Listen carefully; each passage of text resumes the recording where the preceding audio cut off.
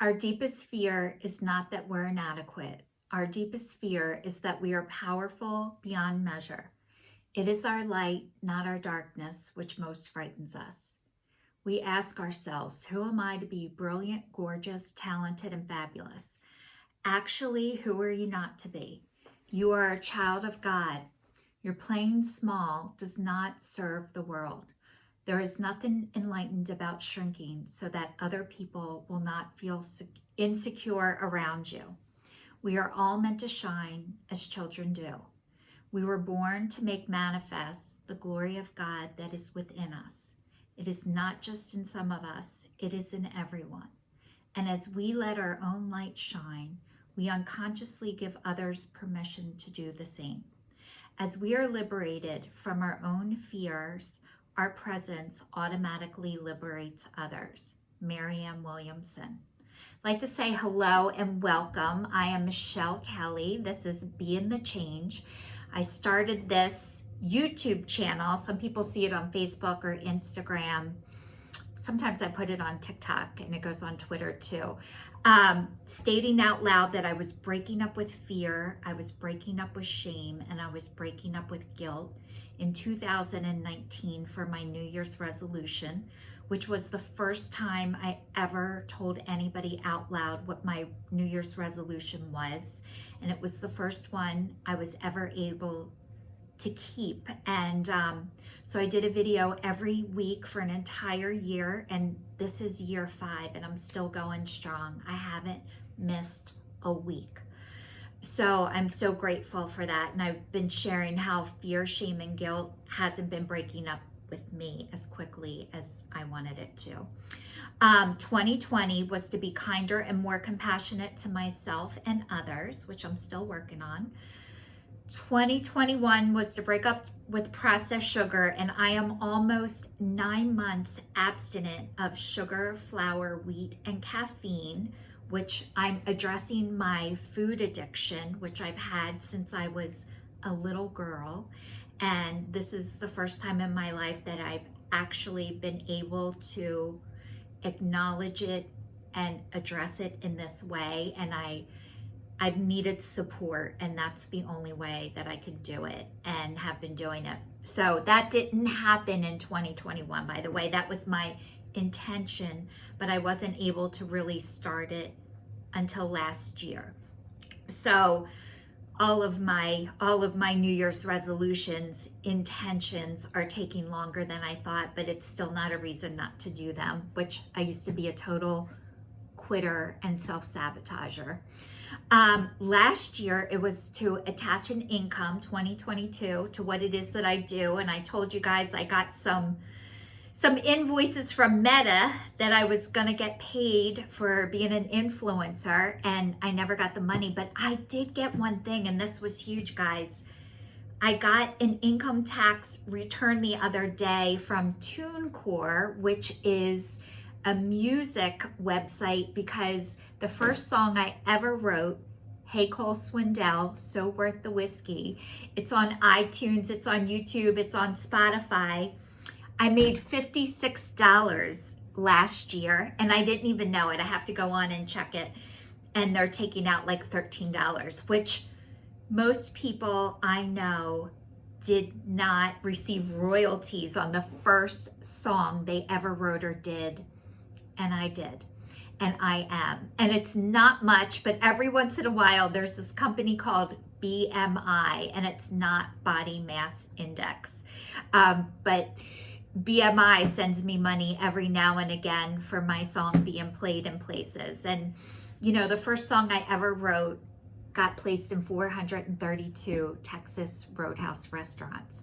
So it was in a jukebox with Tim McGraw and Miranda Lambert and Cole Swindell and Kelsey Ballerini and Merle Haggard, and I always need a sign. I'm like, that's not really a sign. I need a bigger sign that I'm meant to be a songwriter. I needed it to be on the radio. And actually, it was on a radio station. It was on an internet radio station. And they're like, we might not make you famous, but we will make your day. And they made my day a lot of times. And I kept thinking, like, I don't know if I'm meant to do the songwriting thing because the music business is very cutthroat, which now I do have a cutthroat. So maybe I'm meant to be in the music business after all. So that happened. And then this year, 2023, is to not weigh myself every freaking day on the scale. And I've been doing it every other day. And I have to tell you guys, it kills me on the days I don't weigh myself. And I've been weighing myself all day, every day for years and years and years. And it dictated and dictates how I feel about myself and how I feel about my body. And ever since I've been addressing my food addiction, I've lost some weight. And I started at like 136.8 pounds in the morning, naked, zero clothes on. And then yesterday I was 108.8. So I lost a little under 30 pounds, and sometimes I feel shame that I've lost too much weight and that I'm so skinny, and people have made remarks to me about my weight and how skinny I am.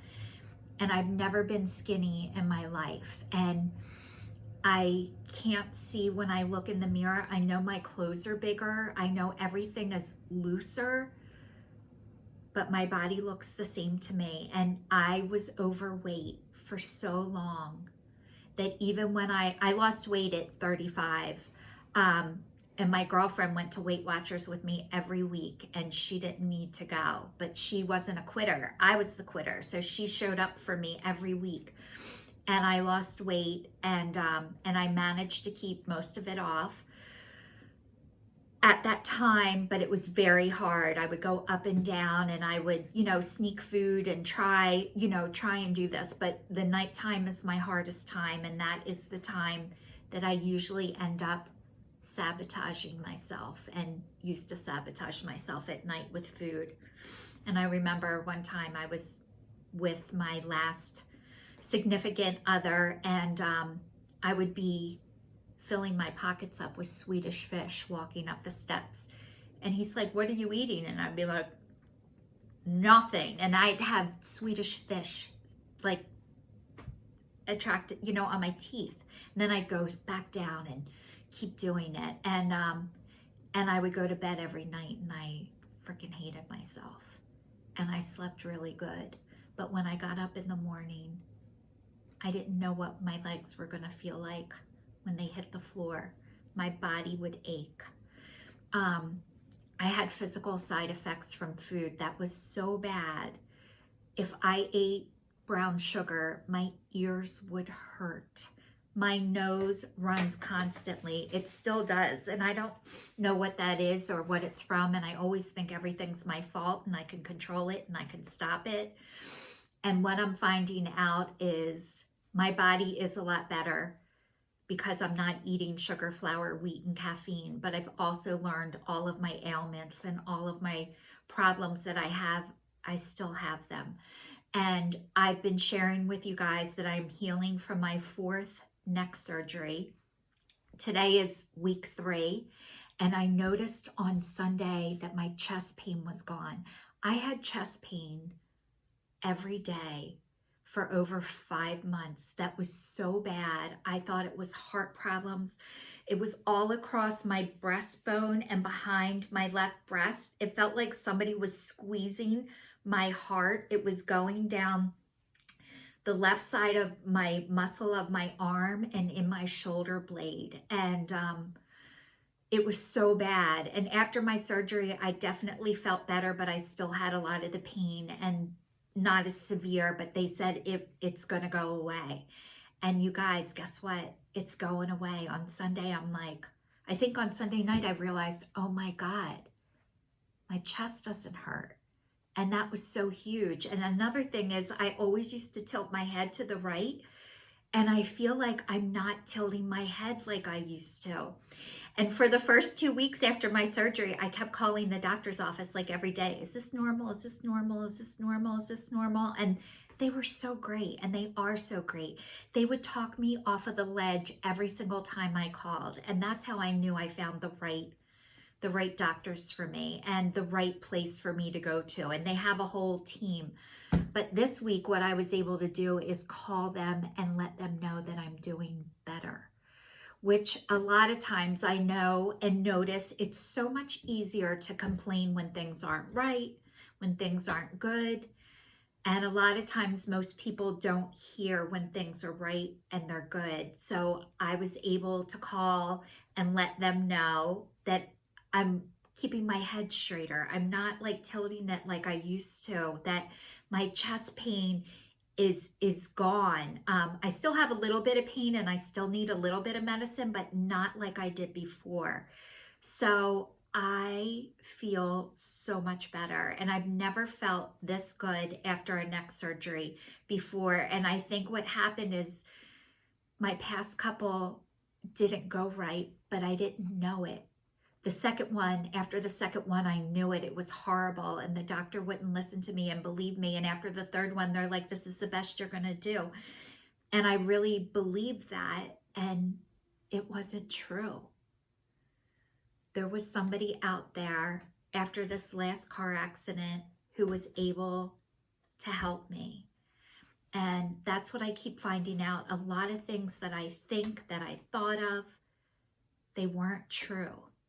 They felt true when people told them to me, and this is your life, Michelle, and you just have to deal with this. And a lot of things I'm learning aren't true, and there's more than one way to get the result that you want. And you guys, the only way I am able to get through life, to get through what I'm going through, is with love, with kindness, with compassion, and with support.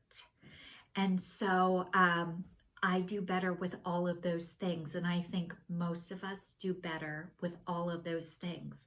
Not judgment, not criticism, not pointing the finger, and not negativity. I can do that on my own, and I don't need that anymore. And that isn't present in my life anymore, which is huge. And I just want to send a shout out to all my girls at line dancing. I go to 2 different YMCAs, and everybody signed these cards for me, and I was able to go back and dance this week. And they treated me like I was a celebrity when I walked in. They were so wonderful and so happy that I'm back and that I can dance, and I'm able to do my joy. And that's what I hope for all of you, that you're able to have joy and live as comfortable as possible. And that's what I'm experiencing now. And that's what I want for everyone around me. So this is your signing off. Thank you so much for watching. Please stay safe, stay tuned, and I will see you all next week.